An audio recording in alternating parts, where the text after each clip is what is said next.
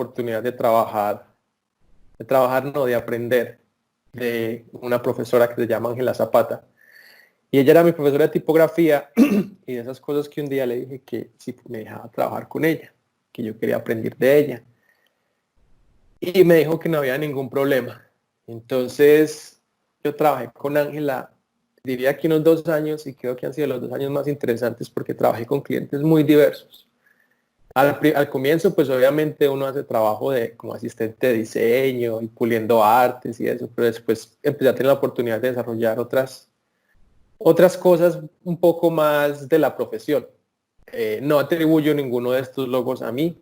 Esto es trabajo que hizo Ángela, en el que yo le ayudé a ella a finalizar, pero también tuve la oportunidad de conocer clientes y la oportunidad de trabajar con briefs y clientes grandes y clientes pequeños en una bodega en alguna parte de Medellín. Daniel, qué pena te Decime, interrumpo.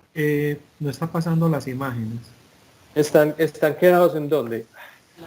en la portada. La portada. No nos va a ayudar esto. Ahora sí, Así, listo. sabes que entonces me voy a quedar así más bien. Ahí disculpa que se vea toda la pantalla, eh, pero bueno. Entonces, como les decía, ninguno de estos logos son de mi autoría, pero sí estuve involucrado como en el proceso de diseño de ellos y de conceptualización y conocer clientes y todo. Entonces fue una escuela muy bacana porque además aprendí a sentirme muy apasionado por la tipografía. Angie es una persona que se muere por la tipografía y creo que ahí, si hay algo que aprendí de ella fue como esa pasión por la letra y por cómo la letra puede ser mucho más que una forma. Eh, a medida que fui ganando confianza, pues a medida que fui ganando como experiencia con ella, me involucré en proyectos muy interesantes, digamos un poco más extraordinarios porque ya dejan de ser los trabajos de logos y y papelería y empezamos a trabajar en señalética, que me parece que es algo excepcional para la mayoría de los diseñadores gráficos porque usualmente no trabajamos en volúmenes, usualmente trabajamos en soportes planos. Entonces fue chévere como empezar a entender la escala, a entender la relación entre la grafía y el espacio, a entender la relación entre color, espacio y la gente cómo se mueve. Entonces con ella trabajé en 3 proyectos de señalética. Desafortunadamente hubo uno que nunca despegó, pero el salado y el tesoro, que por lo que sea aún están vigentes, pues ahí siguen. Y fue una escuela muy bacana en general, en la que estuve muy involucrado. Y cuando eso yo estaba todavía en 5º semestre, entonces digamos que aún no era diseñador gráfico por título. Pero cuando empecé alrededor de mi 6º semestre, yo me empecé a dar mucha curiosidad por qué hay más allá del diseño gráfico, qué más puedo aprender fuera de tipografía, color y sustrato. Y entonces fue así como eh, gracias como a la flexibilidad curricular en la colegiatura, que fue donde estudié, empecé a tomar materias de modas. Y esas materias en realidad fueron reemplazando muchas de las materias de diseño gráfico, al punto que casi que diría yo que el 40% de mi currículo, perdón, de los cursos que había están relacionados con modas. Y estudié patronaje, y estudié estampación para modas, y mi proyecto de grado fue en modas, y es esto lo que les estoy presentando aquí.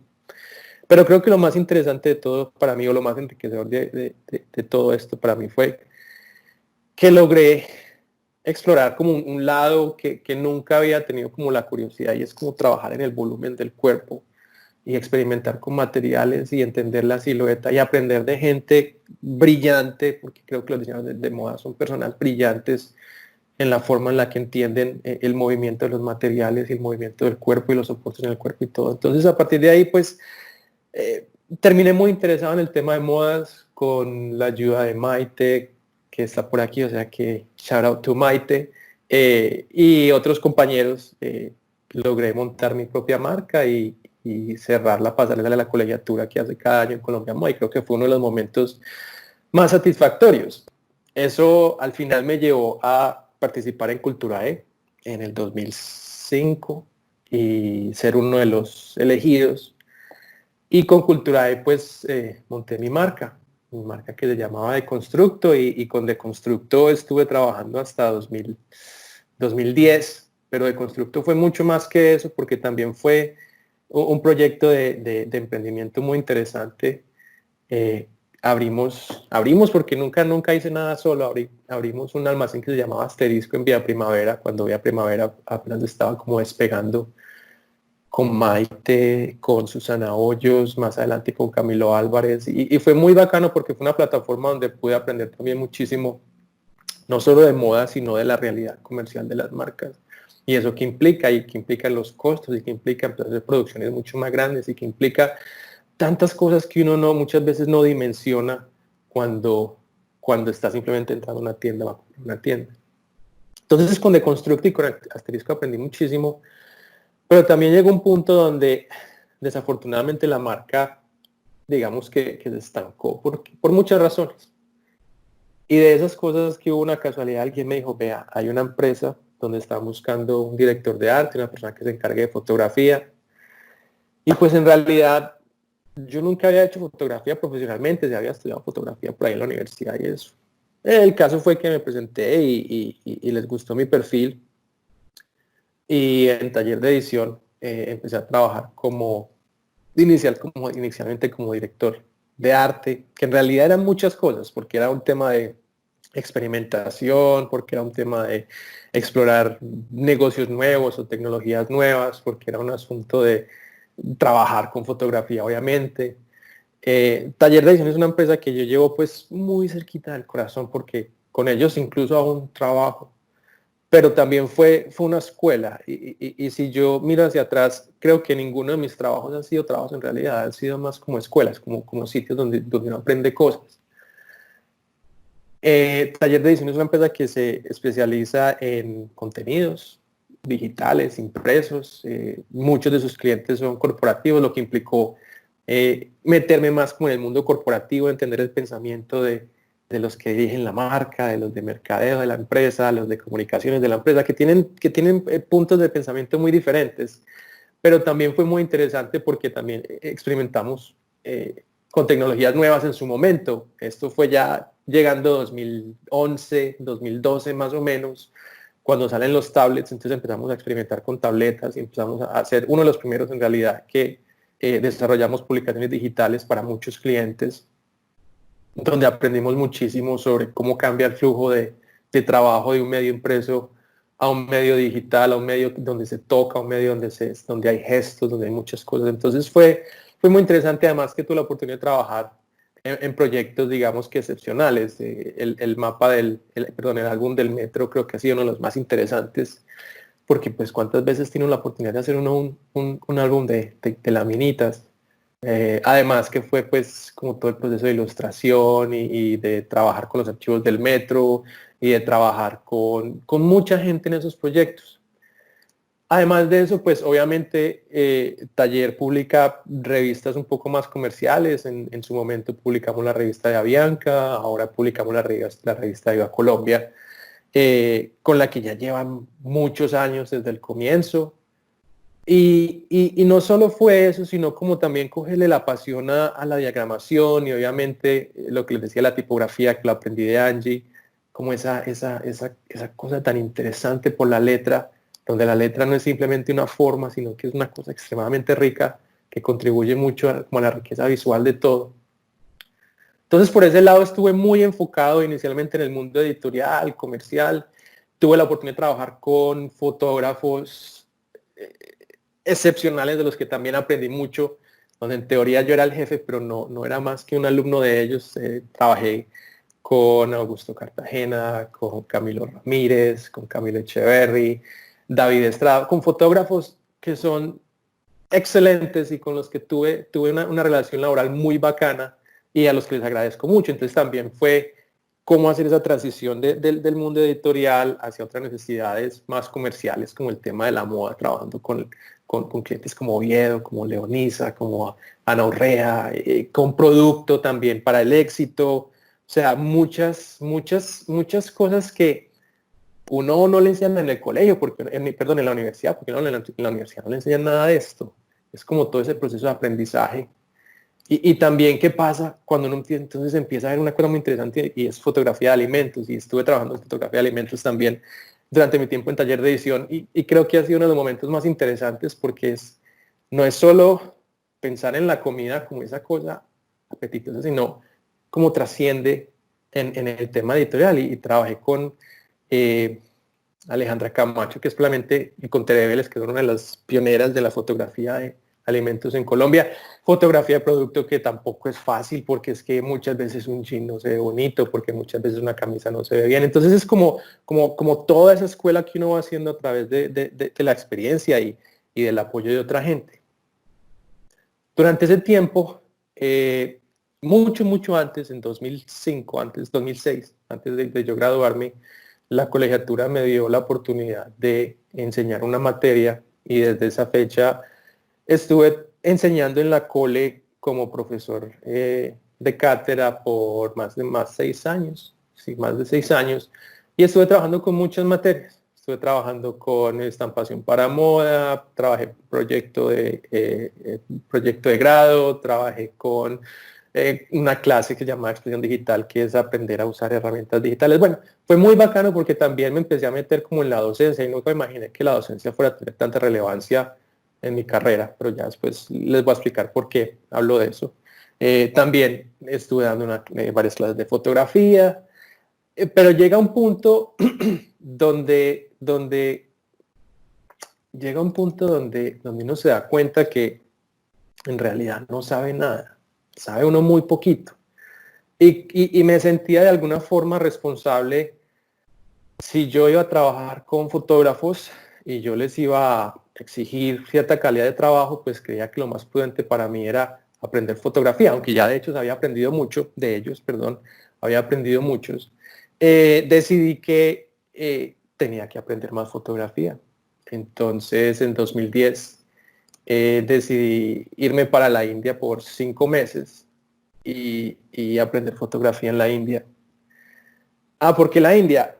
Pues ¿por qué no? Porque uno se puede ir para Bogotá, uno se puede ir para Nueva York, para Barcelona, para donde sea, y le van a enseñar lo mismo que yo aprendí. Pero siempre he sentido que la India, desde el punto de vista visual, desde el punto de vista estético, es extremadamente rico y ofrece mucho más de lo que oeste puede ofrecer, en parte porque es un punto de comodidad para uno. En la India no, en la India está esa industria gigantesca del cine, y si no han tenido la oportunidad de ver cine de la India, se lo recomiendo porque es que es una delicia, mucho más allá de las historias cliché, de romance, de violencia. Visualmente es una cosa extremadamente deliciosa. Entonces estuve en la India viviendo 6 meses, estudié en Delhi, fotografía y periodismo.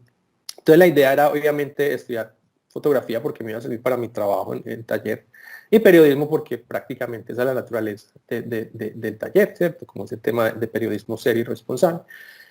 Entonces a mi regreso, a los 5 meses regresé a Medellín y volví a taller de edición a seguir haciendo mi trabajo de director de arte. Cambiamos el chip en cierto punto porque con el apoyo de Luisa Restrepo, mi trabajo hizo una transición de simplemente dirección de arte a algo que llamábamos laboratorio de ideas.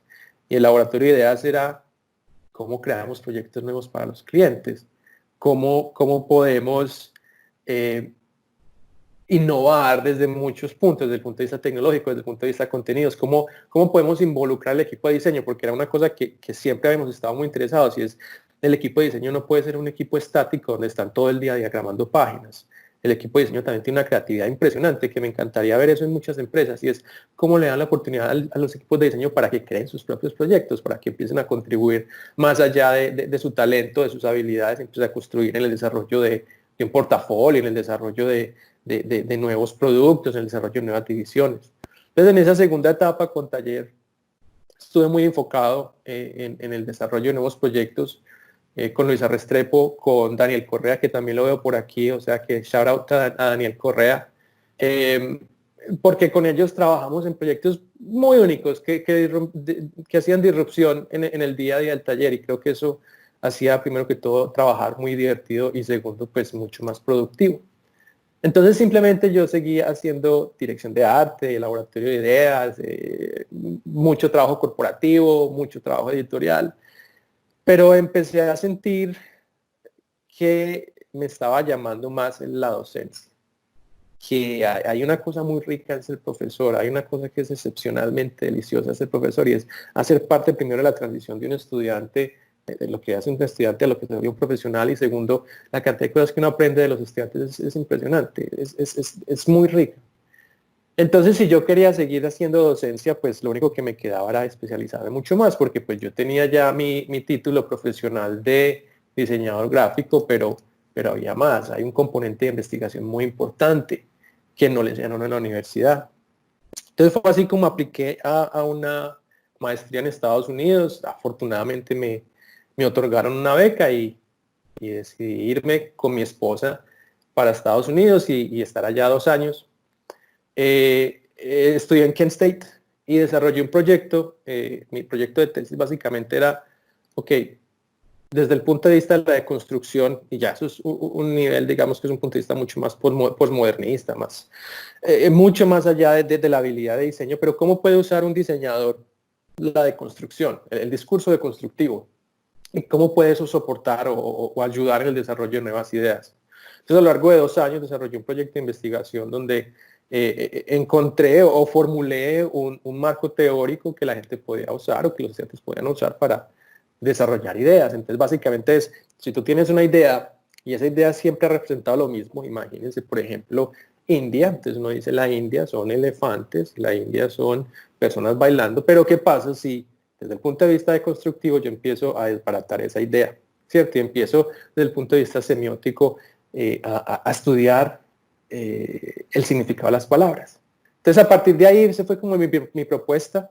Y afortunadamente tuve la oportunidad de hacer un par de talleres, uno en Chicago, uno en Dubái, donde ensayé mi marco teórico, donde estuve como haciendo contribuciones teóricas mucho más importantes para el diseño. Y ya a final de 2012, pues terminé. Y tenía claro que no era mi interés en el momento regresar a diseñar, en el sentido de sentarme en un computador 8 horas y hacer cosas, sino que seguía muy interesado en la docencia, porque también en Kent State estuve enseñando durante estos 2 años de mi maestría. Entonces se me ofreció la oportunidad y me fui para Dubái, también con mi esposa, nos fuimos los dos, y en Dubái estuve enseñando en una universidad pública que se llama Sayed University, y estuve en el programa de diseño gráfico, enseñando el programa de diseño gráfico durante 3 años. Es una universidad que es exclusivamente para mujeres, o al menos el programa de diseño, y la mayoría de los programas son para mujeres, todas locales, como pueden ver, con su vestimenta muy tradicional. Y entonces era también muy interesante porque desde el punto de vista cultural, desde el punto de vista étnico, desde el punto de vista, desde el punto de vista social, tenía implicaciones muy interesantes, y tuve la oportunidad de conocer estudiantes fascinantes y aprender trabajo fascinante de ellos. En Sayed estuve enseñando varios cursos, varias clases de diseño gráfico 1, 2, 3, diseño básico, básicamente, diseño de empaques, proyecto de grado, o sea, fueron muchos cursos en muchos niveles, obviamente desarrollo curricular y todo lo que eso implica, pues, como desde el punto de vista administrativo. Había algo que era muy interesante y era el interés nuestro de la escuela en la que yo estaba, de cómo conservar la identidad cultural de los Emiratos, y de todas formas que los estudiantes tienen la oportunidad de evolucionar más allá como de esos estereotipos. Entonces fue un trabajo experimental muy interesante durante esos 3 años que estuve en Sayed. También estuve enseñando fotografía allá. Digamos que fue muy interesante, muy satisfactorio, porque la fotografía les da una oportunidad a mis estudiantes de expandir el mundo, de expandir su perspectiva y el entendimiento de las cosas, sobre todo porque hay ciertos límites que se deben respetar en sociedades como esas. Entonces, para ellas poder expresarse con su cuerpo, con las imágenes, con la grafía, con la tipografía, con sus historias, era una cosa muy enriquecedora. Entonces, la fotografía, los cursos de fotografía en particular, fueron bastante interesantes. Y también desarrollando trabajo mucho más normal, imagen corporativa, aplicación de logos, espacios, infografía, todo ese cuento pues como más de la tradición del diseño gráfico. Y estuve involucrado también con ellas desarrollando sus proyectos de grado, muchos que me parecía muy satisfactorio, proyectos de emprendimiento, donde ellas desarrollaban sus propias marcas, sus propios negocios, sus propios productos, y al final hacíamos una exhibición gigante en D3, que es como un área de Dubái dedicado únicamente al diseño.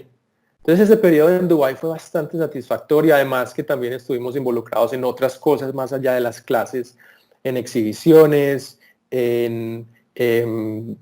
haciendo trabajos con la comunidad, participando en concursos, estuvimos trabajando, desarrollando ICEA 2014, que es uno de los simposios más grandes de arte electrónico en el mundo. Creo que hace 2 años fue en Manizales, si no estoy mal. Entonces fue un trabajo muy rico el que pude hacer en Dubái con mis estudiantes. Aprendí demasiado de ellas, aprendí demasiado de su cultura. También estuve desarrollando mi propia investigación. Obviamente en la docencia uno tiene 3 responsabilidades: enseñar, administrativas e investigación. Entonces en ese lado mi investigación se enfocó mucho en realidad aumentada o en realidad, ¿cómo se dirá? Mixed reality. Y estuve experimentando con un sistema de proyección donde la gente pudiera interactuar o colaborar, sobre todo pensando en clases, donde uno tuviese un proyector en el techo proyectando sobre una superficie y que el celular o el dispositivo móvil funcionara como un punto de encuentro para muchos estudiantes. Con este proyecto, digamos que me volvió como a picar el interés por el diseño de la interacción. Y fue así como vi que como docente podía contribuir mucho, pero también podía contribuir como investigador. Entonces decidí aplicar un doctorado. No es muy común los doctorados en diseño, desafortunadamente. Primero porque muchas veces la industria no lo pide. Y fue así como me otorgaron, me asignaron una beca aquí en Hong Kong, que es donde he estado los últimos 3 años. Para empezar un programa de doctorado en el Politécnico de Hong Kong, que es donde he estado por 3 años. Me interesaba mucho, no solo porque Hong Kong es una ciudad que es fascinante, sino porque también me da la oportunidad de enseñar. Entonces, si hay algo que define mi carrera como diseñador, no es lo que yo hago en diseño, sino mi contribución hacia la educación del diseño. Y en Hong Kong también estaba enseñando por estos 2 años, bueno, por estos 3 años, sobre todo el programa de medios interactivos, con un foco muy particular hacia dispositivos que se pueden vestir, wearables, como obviamente relojes inteligentes, realidad aumentada, holográficos y temas similares, pero con mucho foco en el tema de cómo el cuerpo puede involucrarse de alguna manera como en el proceso de introducción. Esto que ustedes ven aquí son trabajos de mis estudiantes todos. Otra cosa que es bastante interesante de estos últimos cursos es que tratamos de hacer diseño participativo, todo traído como de esa tradición escandinava de codiseño, coparticipación, codesarrollo. Entonces invitan a personas a que hagan parte del desarrollo de sus proyectos. Lo estamos haciendo ahora desde la perspectiva de los objetivos de las Naciones Unidas. Entonces cada grupo de estudiantes escoge un objetivo y al final tienen que desarrollar una instalación interactiva donde la gente aprende sobre uno de esos objetivos de las Naciones Unidas. Desde mi investigación, entonces, ¿cómo es un doctorado en diseño? No es tan diferente tampoco. Perdón, aunque depende también. La mayoría de los doctorados aquí en Hong Kong, o bueno, al menos en mi programa, tienden a hacer investigaciones cuantitativas, investigaciones mucho más estructuradas y tradicionales desde el punto de vista de investigación, desde el punto de vista de contribución científica. Mi investigación, por otro lado, se mueve más hacia contribución desde el punto de vista del diseño o desde el proyecto para construir teoría a partir de ahí. ¿Qué teoría es esa? Resulta que, como les venía contando, estoy muy interesado con el tema de interacción donde el cuerpo se involucra y particularmente muy interesado en narrativas tangibles, narrativas, no juegos, no videojuegos, pero sí experiencias con las que uno puede jugar. De una manera muy rápida, desarrollé una serie de capítulos, una serie de experiencias basadas en las historias que escribió mi abuelo en unas cartas hace ya probablemente 80 años. Y lo que hice fue traducir sus cartas en experiencias donde la gente podía interactuar de manera tangible. Entonces, por ejemplo, esta marioneta, cuando se pone sobre la silueta, activa un audio. Entonces la gente va escuchando, va tocando, va jugando, va leyendo, va oyendo, va viendo. O sea, es una cosa donde muchos sentidos se empiezan a involucrar entre sí. Entonces cada mundo de papel, que es como los llamamos, cada mundo de papel en realidad es un mundo interactivo, con luces, con audio. Todo lo hice yo en el transcurso de año y medio con la colaboración de varios, digamos que hay unos asistentes de laboratorio que me han ayudado infinitamente.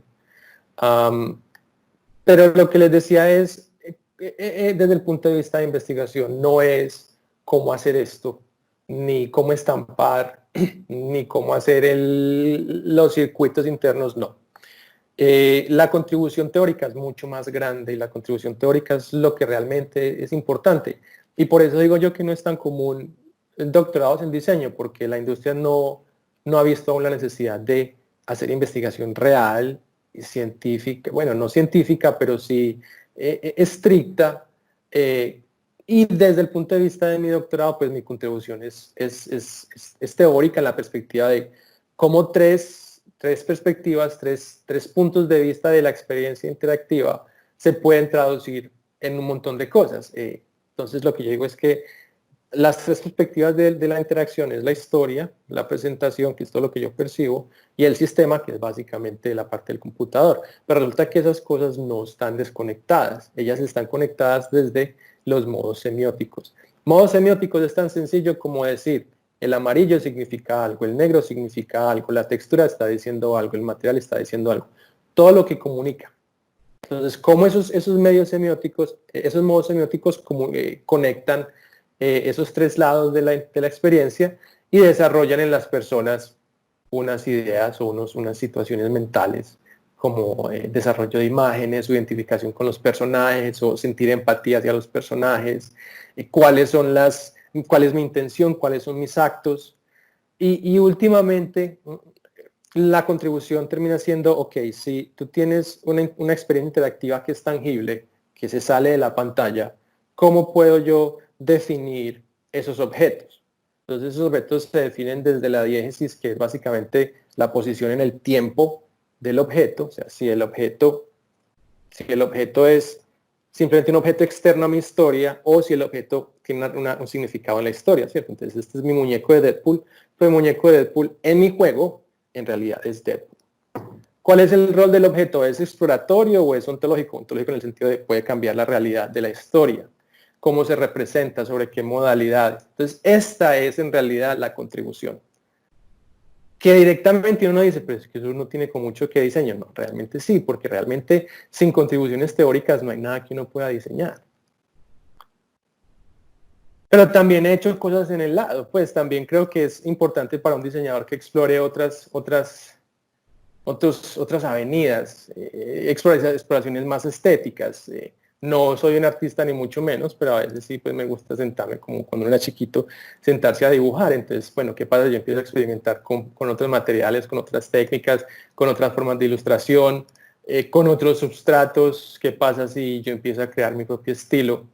Y esto me recuerda a mí mucho, en la colegiatura yo tuve un profesor, digamos uno de los diseñadores más influenciadores, que se llamaba Diego Mesa, y Diego Mesa desafortunadamente ya murió hace algunos años, pero creo que de Diego Mesa aprendí que es que en realidad no hay estilo. Y me parece que es el pecado más grande que cometen muchos diseñadores, y es que se vuelven o nos volvemos, nos define el estilo. Y no debería ser así. Diego Mesa nos preguntaba, bueno, ¿y cómo es una vaca con estilo? Y yo me acuerdo que fue un silencio muy grande porque a nadie se le ocurría cuál era la vaca con estilo, pero es que la vaca con estilo es cualquiera. Cualquier cosa es una vaca desde que se parezca a la vaca. Me pareció también interesante buscar diferentes modos o diferentes formas de experimentar y uno ir rayado y jugar como con técnicas y como con materiales y también a veces participar en concursos. Esta imagen que ustedes ven a la derecha es una propuesta que hice para el Expo 2020 de Dubái, que no quedó, pero también a veces son proyectos personales que son chéveres porque lo sacan a uno como de la rutina del día a día. Uno de los últimos proyectos que hice, que ya fue hace ya bastante tiempo, casi que a comienzos de mi doctorado, me senté un día y dije, "Güey, pero es que esos escudos no son bonitos, esos escudos no son funcionales, perdón, bonitos no, esos escudos no son funcionales, tienen problemas de comunicaciones". Entonces dije, listo, voy a rediseñar los escudos de Colombia.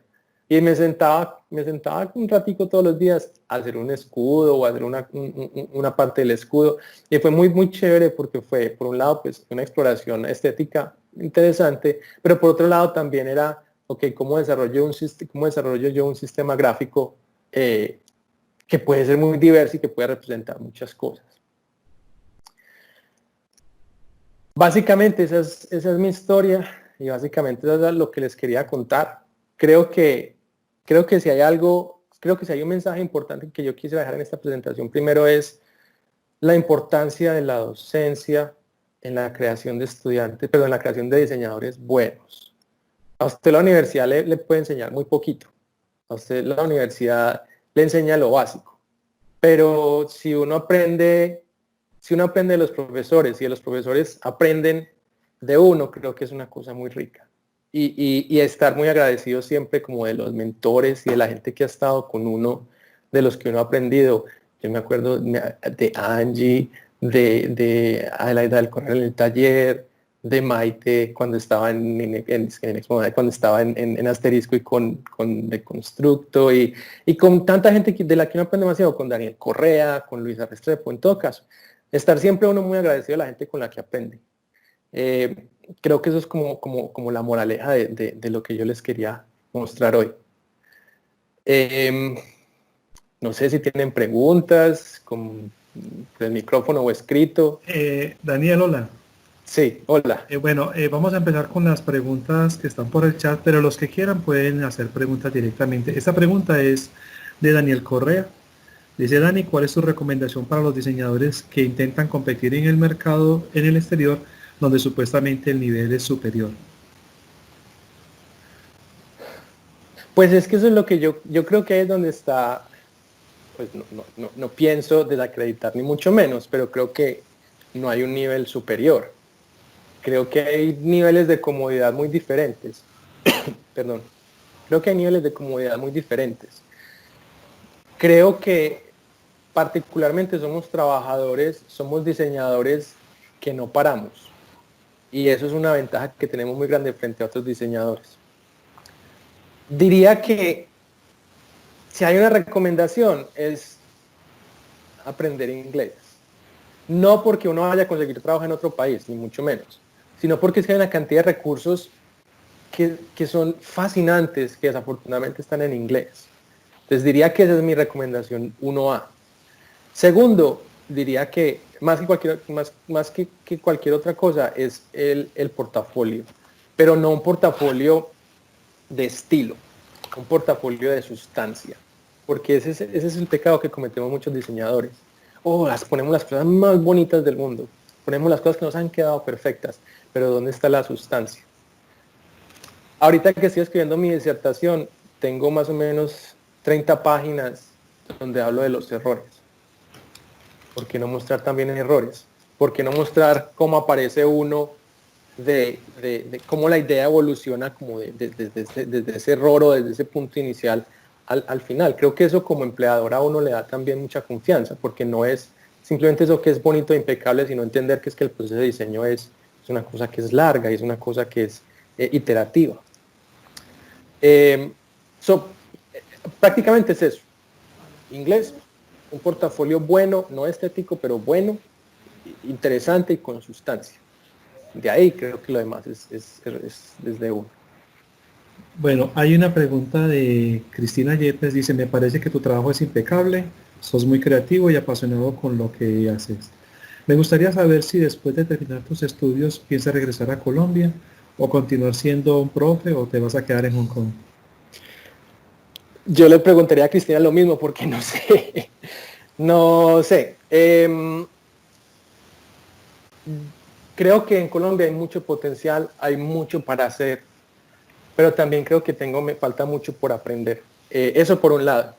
Eh, Me interesa mucho seguir en la docencia y creo que por los próximos 5 años, porque prefiero pensar en cortico, en ese sentido, creo que los próximos 5 años me interesa mucho la docencia, hacer investigación, eh, desarrollar ideas, conceptualizar, generar teoría, todo eso que trae, aprender de los estudiantes.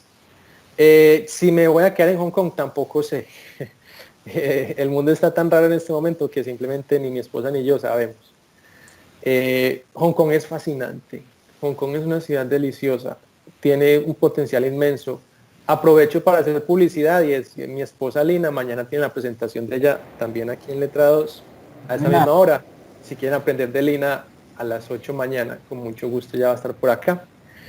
Pero en realidad no sé qué va a ser de nosotros como en ese tema, si nos vamos a quedar en Hong Kong o no. Sí tengo claro que eventualmente me encantaría volver a Medellín y hacer una contribución en su momento. Entonces sí. Sí, creo que eso es. Bueno, Dime Tata tiene una pregunta. Dice, ¿cuáles consideras que son los pasos mínimos de investigación que se debe dar antes de iniciar el proceso de materialización de un diseño, teniendo en cuenta la inmediatez que nos exige el trabajo en digital en este momento? Me encanta porque es que desde que estés pensando en investigación, creo que eso dice mucho. Y es una pelea interna que yo tengo hace mucho tiempo. Y a mí investigación es mucho más que Pinterest o que Google Images. Y yo sé que muchos me van a decir, ay, pero es que no tenemos tiempo, ay, pero es que cómo. Pues, hombre, es que no te tenés que ir para Tokio, pero te puedes ir para una biblioteca, te puedes ir a dar una vuelta a un centro comercial y ver qué están haciendo. Porque es que la investigación puede ser súper sensorial. Escuchate un podcast, mira una película, anda a una tienda, habla con otra persona, coge el bus y te bajas donde sea y miras qué está pasando. Hay reportes de tendencias, hay libros, las universidades tienen unos libros espectaculares de diseño, te puedes ir un fin de semana a ver libros.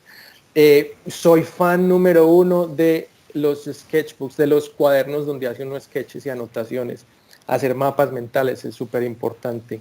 Organizar las ideas, creo que eso es clave. Antes de uno sentarse, personalmente, antes de yo sentarme a diseñar, me gusta hacer como mapas y esquemas mentales de qué es lo que yo quiero decir y cómo las cosas se relacionan unas con otras. Es muy desafortunado que los diseñadores siempre tengamos tanta presión desde la perspectiva laboral porque tenemos clientes que quieren todo para allá, porque tenemos gente en otros departamentos que no entienden que el proceso de conceptualización es mucho más complejo que simplemente sentarse en Photoshop o en Illustrator a hacer cosas, porque ese no es nuestro trabajo. Personalmente no creo que los diseñadores seamos pilotos de un mouse. Los diseñadores tenemos un proceso de ideación que es extremadamente rico y extremadamente completo. ¿Cómo arranco yo? Y esto te lo digo desde mi perspectiva, y puede que para otros diseñadores no sea el caso, pero a mí me gusta arrancar siempre escribiendo.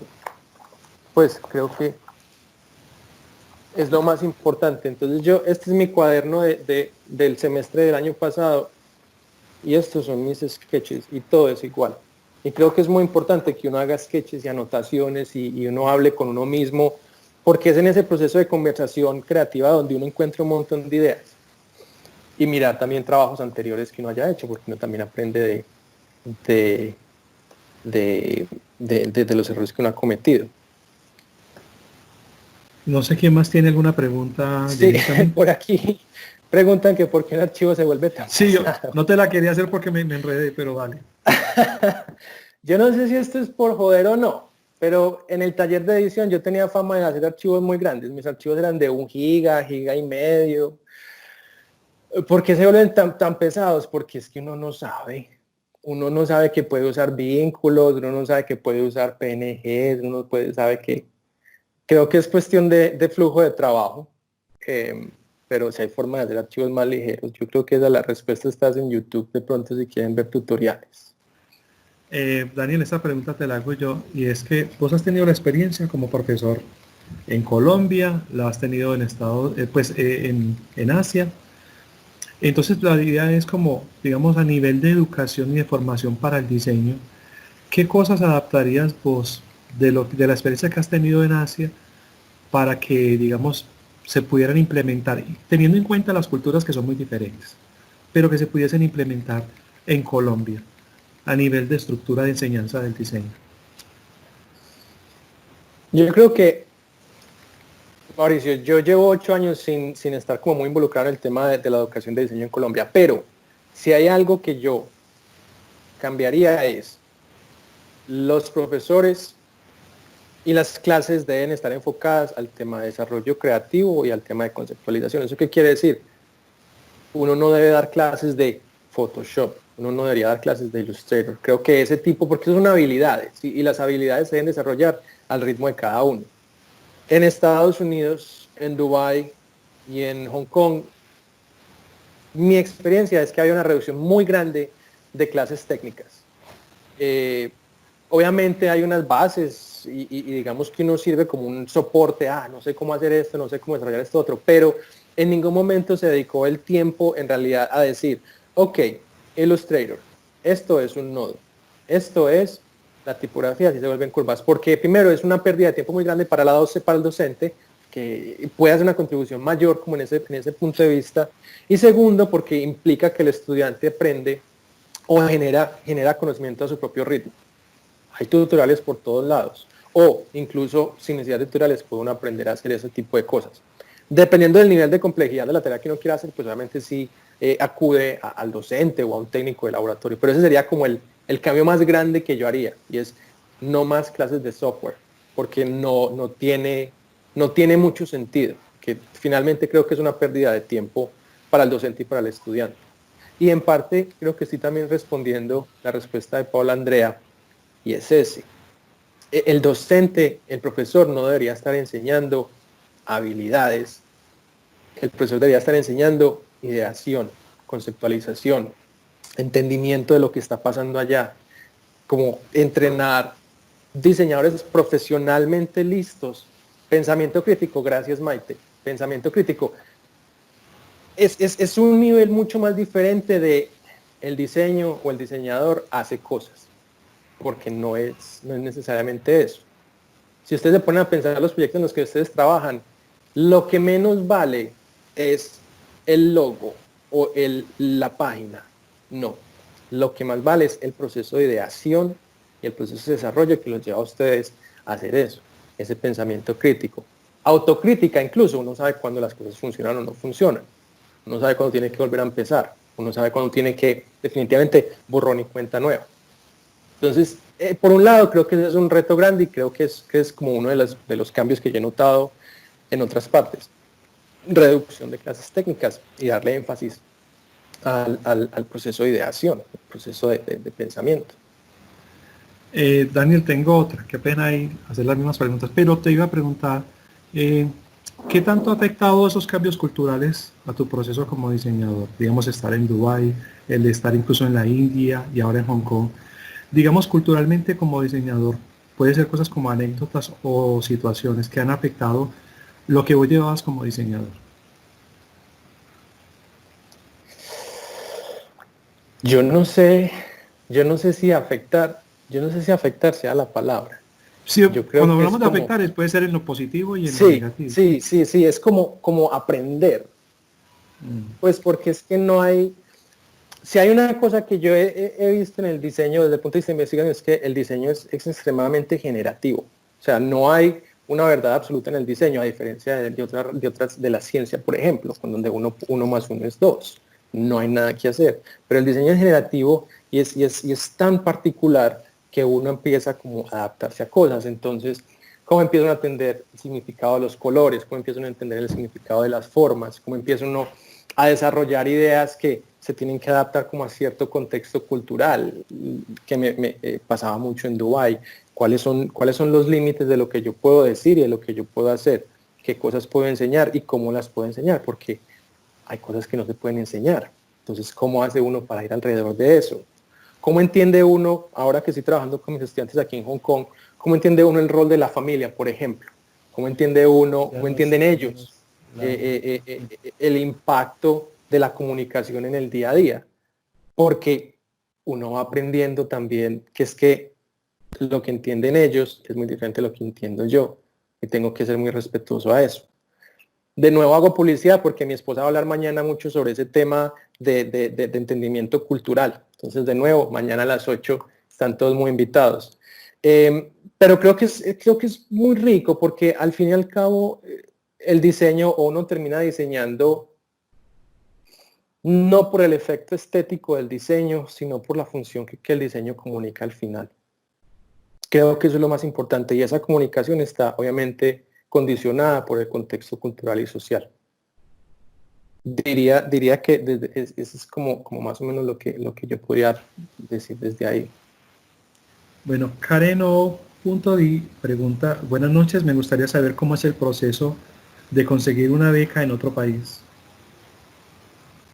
El proceso, yo creo que no hay misterio. No se imaginan la cantidad de becas que se pierden todos los años porque no hay candidatos. No se imaginan la cantidad de maestrías y doctorados que quedan sin candidatos porque no hay gente que se ofrezca. Mi sugerencia número uno es, primero, mirar las embajadas y los consulados, los sitios web. Ellos usualmente publican cada X tiempo llamados, aplicaciones para becas. Uno. Dos, pueden escribirle directamente a las universidades y decir, vea, yo soy esta persona interesada en esto, quiero saber qué programas tienen. Tres, es ser mucho más puntual, y ustedes pueden buscar, listo, hay un profesor en tal parte que me gusta mucho porque trabaja en este tema, le escriben, profesor, soy tal persona, me interesa esto, hay oportunidades, no sé qué. Lo peor que el hombre les puede decir, o que la persona, o que la mujer les puede decir es, no tengo tiempo, no me interesa, o no tengo plata. Hay otras formas también, muchas universidades tienen becas para estudiantes de otros países, de países en desarrollo. Hay muchas oportunidades en ese sentido. Entonces, también desde las páginas web de las universidades lo pueden hacer. Instituciones en el país, como ICETEX, como Colfuturo, el mismo Ministerio de Educación, no defendiendo ni mucho menos o atacando el trabajo que hacen, pero también hay oportunidades ahí que pueden encontrar que son bastante buenas. Diría yo que es una ventaja grande ser flexible. Listo, yo me quiero conseguir una beca en otro país. El mundo es más allá que Estados Unidos. Miren qué encuentran en México, en Argentina, en España, en Rusia. O sea, hay muchos sitios de los que uno puede aprender y que están buscando estudiantes. Y hay muchas universidades con programas excelentes que están buscando estudiantes. Entonces, esos son mis 3 tips. Miren convocatorias en embajadas, miren convocatorias en las universidades, escriban a los profesores de las universidades, o al menos a las escuelas, y decir, vea, me interesa, ¿qué tienen ustedes? Diría que esos son como los tres sugerencias para encontrar algo en otro país. ¿Alguien más tiene alguna pregunta para Daniel?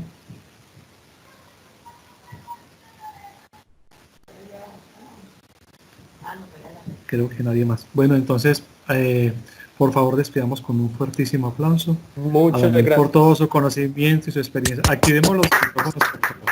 Muchas,